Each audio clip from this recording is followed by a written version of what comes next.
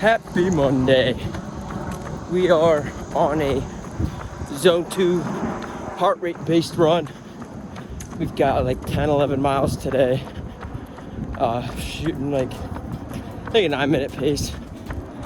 Post work today, long work day, but saw nice out. And today's video, I kind of want to touch on long runs a little bit more. Just like scientifically the benefit of them, and then also things that I've learned myself and kind of my mentality towards it. Because I started running a little over 2 years ago, I want to say, maybe it was 2 years. And like a long run was just any run. Any run was a long run. But now that I got a little more mileage under my belt and I know what I'm doing, and I can run different distances, different speeds, paces, and I understand it, I really have a love-hate relationship with long runs, and that's what I'm gonna get into. So each week you basically have two big efforts, right? You got your tempo run or threshold run, whatever you want to call it, where it's a little bit shorter but way more intense. You're trying to build some speed, some power, and you're pushing it hard. The other big effort is your long run. And that one, you're going less of a pace, but for distance. What I just finished up was one of my few easy runs, one of my longer easy runs of the week, where you're just building base. This one was focused on my heart rate, so keeping it under a certain level and just making sure that I'm keeping it easy, not straining myself, not pushing myself, getting my legs used to the wear and tear without tearing myself apart. So I got my window broken last week, right? Reached out to Safelite, saw the commercials, great business, blah, blah, blah. Set up Monday to get my window fixed, and Monday rolls around and I got a call saying, hey, the window you need came in shattered. So I am still rolling with trash bag window.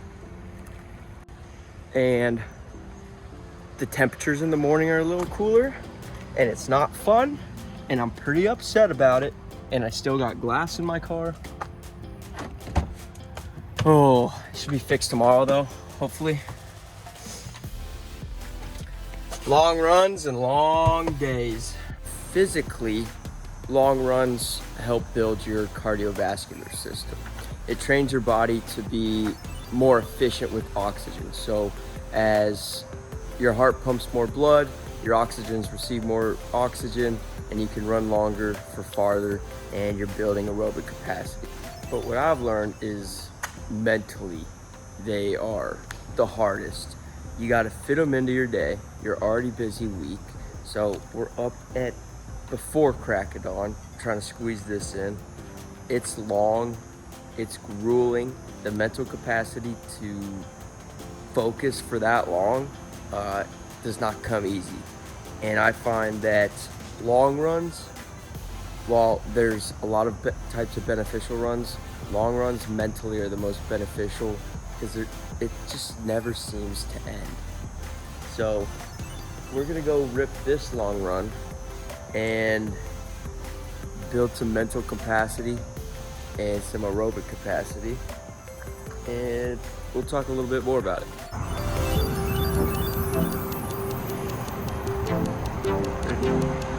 "16 miles, about a 9-minute pace, wrapped up on this cool, beautiful Wednesday morning.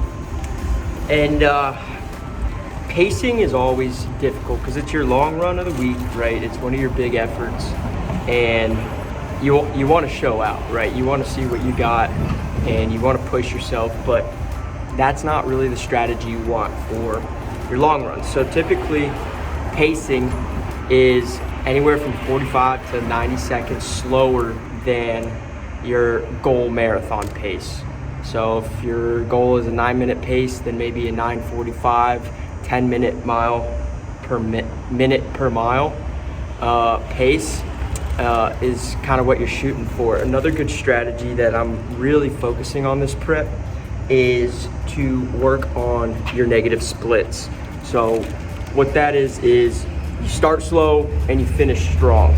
So you want to teach your body to conserve its energy for the end of the race. So maybe at the beginning of the run, I'm running like 9:45 minute pace, and then I finish the run running 7.5 minute per mile paces, right? So just gradually increasing that pace to teach your body to be able to perform when it's got less fuel and it's a little bit worn down. So really focusing on your strategy for pacing for your long runs is super important for performing in your marathon, but also it's good to help with injuries.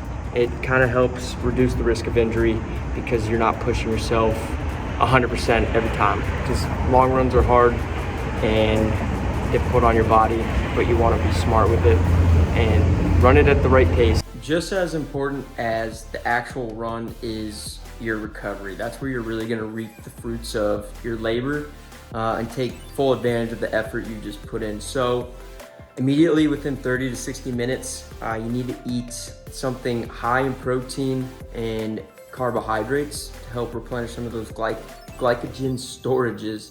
So for me, right after the run, I've shown what I've eat before and during, which also is being proactive with your fueling. But immediately after, I do 2 eggs, like I don't really measure it, a cup of egg whites, half a cup of oats, sourdough, bananas, some sugar-free jelly, and today I got some black truffle ketchup on there. Wednesdays, or once a month on Wednesdays, Brooke and I do take turns doing surprise dates for each other. It's just fun to do. We do it on a Wednesday once a month. This is my month to take her on a date. So I've got a big dinner ahead of me, so I'm gonna try to limit my fats today just because I know I'm about to feast tonight. So that's what I'm working with breakfast, but also to help with my Achilles because I've been having problems with it. After these runs, I kind of feel like an old man doing it. I feel a little goofy, but I wear pants at work, so no one really notices. I've been wearing this compression sock throughout the day to help with swelling. So after these runs, you know, my Achilles is feeling fine, but just being proactive, and I'm thankfully for my job, I'm on my feet a good amount. I'm not stuck at a desk all day just sitting, so I'm walking around, but sometimes that really causes a lot of swelling, especially after some of these more intense runs. So recovery and fuel, stretching, foam rolling, all of that is gonna make you really take full advantage of the effort you just put in. And I'm sweating and crying, but it's so good. Wait, take my picture with the flash. Out here, just doing a couple easy light miles to get my little soreness out of my legs from the long run tomorrow. Got another big effort tomorrow with our speed run. And I had a thought. I'm wearing a shirt right now, and I'm pretty sure it's making me slower. I've never ran with the shirt, besides a couple times in the winter. But a short sleeve shirt, this might be a first. I don't know how I feel.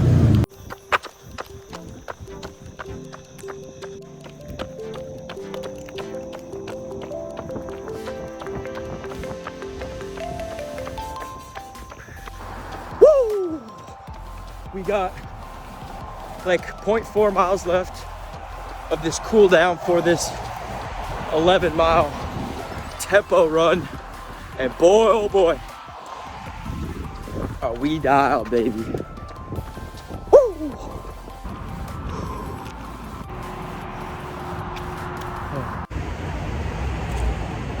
All right, 11-mile tempo run, racked up.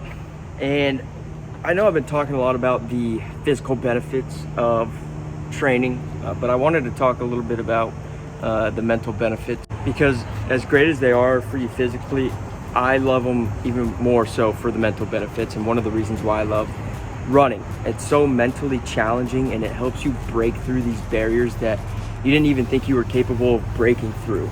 So like 11-mile tempo run, I was going 7:30 pace on mile 2, and I would have never had that confidence if it weren't for these long runs, that I'd be able to finish an 11-mile run while still giving effort at the beginning of the run, right? Because I would have thought I would have crashed, bonked, whatever. But the fact that I've done so many of these long runs and I have this confidence in me that I can push through being tired, being gassed, and that I know I can go these distances, it just changes the game, and it makes you mentally stronger, mentally tougher, because you know that you can do these things and you know you can push through hard times. And it's why I love running. It's so tedious, it's so long, it's so mental as much as it is physical. And if you're not mentally in it, you're not going to hit your times, you're not going to hit your distances, and it takes a full mind and body effort to do some of these bigger workouts. And it's why I love long runs and why I love tempo runs, and I love running and sweating, and time for me to go to work. There are very few things that are better than a Saturday morning workout during football season. Just in general, Saturday morning. But man, fired up. Morning lift. Gonna have a day, watch some football, hang out. Pumped and pumped up. Let's roll. And as in roll, I mean roll tide.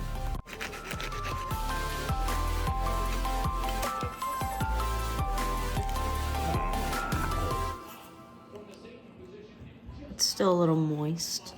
Look at that. Sunday movement wrapped up. Quick 5 easy miles, 9:15 pace. And guys, that's a 45-mile week. It flew by. It was easy. It felt good. Nothing was daunting. Recovered well from my runs for the most part. And we're getting fit. We're getting better, we're getting faster, we're getting stronger. And that's it. I hope learned a couple things about long runs, why I appreciate them, why they're good for you. Followed along this week. And that's a wrap. Another week in the books. On to the next one.